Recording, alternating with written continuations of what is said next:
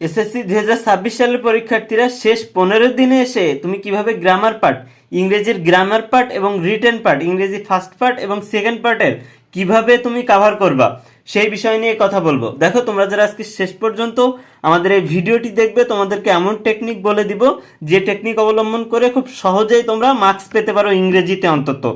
দেখো, আর তোমরা যারা আমাদের স্পেশাল সাজেশন শিট সংগ্রহ করতে চাও, আমাদের কাছে কিন্তু অল সাবজেক্ট সাজেশন শিট আছে।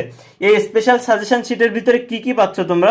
এখান থেকে ইংরেজিতে পাচ্ছ তোমরা অল রাইটিং পার্টের শর্টকাট টেকনিক, যেগুলো কমন আসলেও লিখতে পারবে, কমন না আসলেও কিভাবে লিখবে সে সমস্ত টেকনিক আমাদের এই শিটের ভিতরে দেওয়া আছে। এখানে অল সাবজেক্টের এমসিকিউ, সিকিউ, এসকিউ থাকবে। এখানে বাংলা থেকে থাকবে 200 প্লাস এমসিকিউ, বাংলা দ্বিতীয় থেকে থাকবে 200 প্লাস এমসিকিউ এবং থাকবে সিকিউ এবং অন্যান্য সাজেশন। তো এই সাজেশনগুলো যদি তুমি লাস্ট 15 দিন ভালো মতো পড়তে পারো, তাহলে কিন্তু তোমাদের একটা গোছানো প্রস্তুতি হয়ে যাবে। তোমরা যারা আমাদের স্পেশাল সাজেশন শিট নিয়ে শেষ মুহূর্তে গোছালো প্রস্তুতি নিতে চাও, তারা আমাদেরকে ইনবক্সে নক করো।